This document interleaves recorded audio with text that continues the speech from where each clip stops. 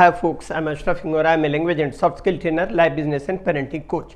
English breakfast with Ashraf में आज हम टेक एंड लास्ट, लगना, लेना, टिकना, इन शब्दों के प्रयोग को देखेंगे। इंग्लिश में होता यह है कि एक वर्ड के अलग अलग कॉन्टेक्स्ट पर अलग अलग बहुत सी मीनिंग निकलती हैं और इनके यूजेस में अक्सर कन्फ्यूज़न होता है और कई बार उसकी रिडिक्यूलस मीनिंग भी निकल आती है अगर आपने सही तौर से सेंटेंस का इस्तेमाल नहीं किया तो।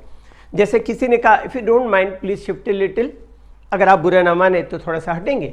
लेकिन अगर आपने छोटी सी मिस्टेक इसमें और कर दी और अगर कुछ शब्द में थोड़ा सा हेर फेर हो गया तो मीनिंग कुछ की कुछ निकल आती है। अब यहाँ पर अगर आपने बाय मिस्टेक या अनजाने में या शायद आपको ठीक से ना बोलना आता हो और आपने रट लिया हो सेंटेंस और उस बेस पर आपने कह दिया और आपका सेंटेंस अगर ऐसा बन जाए कि if you don't have mind please shift a little, इसका मतलब अगर आपके पास दिमाग ना हो ना तो थोड़ा सा हटिए। तो इसलिए ज़रूरी है कि उन शब्दों को सही तौर से समझें, सही तौर से यूज़ करना जाने। तो यहाँ पर हम देखेंगे इन दोनों शब्दों का इस्तेमाल समय की अवधि या मियाद बताने के लिए किया जाता है। टेक का इस्तेमाल से बोध होता है कि किसी काम को पूरा करने या किसी सफ़र आदि को पूरा करने में एक निश्चित समय लगेगा। टेक का इस्तेमाल समय बताने वाले शब्द मीन्स एक्सप्रेशन ऑफ टाइम के साथ किया जाता है। एग्जाम्पल देखें, आपके सामने एग्जाम्पल दिया है। How long will the flight take, हवाई सफर में कितना वक्त लगेगा। It takes a long time to get there, इसका मतलब वहां पहुंचने में बहुत वक्त लगता है।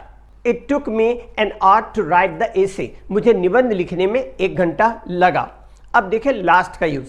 लास्ट से बोध होता है कि कोई घटना कितनी देर तक जारी रहती है, ये लास्ट का भाव व्यक्त होता है। एग्जाम्पल आपके सामने दिया हुआ है और इस एग्जाम्पल को देखें। The movie lasted nearly 3 hours, मतलब मूवी लगभग 3 घंटा चली, मतलब 3 घंटे की मूवी थी। इस तरह next, the strike did not last very long, हड़ताल ज्यादा लंबी नहीं चली। अब हम देखें आगे लास्ट का यूज। लास्ट के साथ हमेशा एक्सप्रेशन ऑफ टाइम की आवश्यकता नहीं होती। एग्जाम्पल आप देखिएगा, do you think that marriage will last, do you think that marriage will last. और यहां पर आप देखें बोर्ड में आपने देखा होगा स्पेलिंग मिस्टेक हो गई, यहाँ THEIR होना था, THERE लिखा गया है। तो चूंकि अब उसको करेक्ट करने में टाइम लगेगा तो मैं करेक्ट नहीं कर रहा हूं, आप THEIR ही पढ़िएगा और समझिएगा उस तरह से।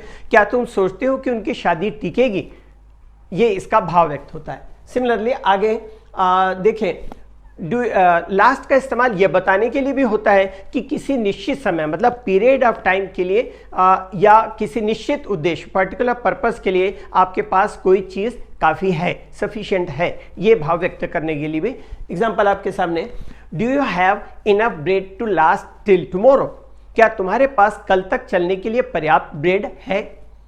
आगे एग्जाम्पल देखें, I knew the money I had borrowed wouldn't last long, मैं जानता था कि जो पैसा मैंने उधार लिया था वो ज़्यादा समय तक नहीं रहेगा या नहीं बचेगा।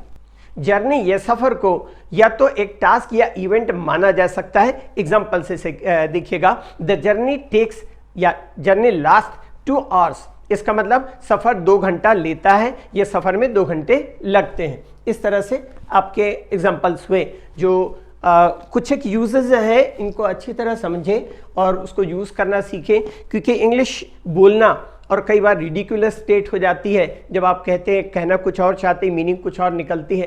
तो इसलिए ज़रूरी है कि उन शब्दों को सही तौर से समझें कि किस तरह किस शब्द का कहाँ इस्तेमाल किया जा सकता है। ये बुक जिसके बारे में मैंने और वीडियोस में भी बताया है अपने, ये 656 पेज की बुक है, बुक शॉप में अवेलेबल है 34% डिस्काउंट पर, 180 रुपीज़ डिस्काउंट पर मैं बुक शॉप वाले को देता हूँ। वहाँ से अगर आप लेना चाहें ले सकते हैं, 10 से 15% डिस्काउंट वो देंगे। लेकिन अगर मुझसे आप डायरेक्ट लेते हैं तो ये बुक आपको 180 रुपया मतलब 34% डिस्काउंट जिस रेट पर बुक शॉप में आपको मिलेगी उसी रेट पर मेरे पास अवेलेबल होगी।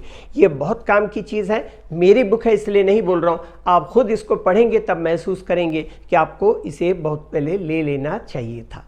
इंग्लिश के लिए आप मेरे channel English breakfast with Ashraf and soft skill के लिए Ashraf the mover and shaker को लाइक शेयर एंड सब्सक्राइब करें, कमेंट सेक्शन में कमेंट करें, बेल आइकॉन प्रेस करें और मेरी बुक ज़रूर पढ़ें। Thanks for watching.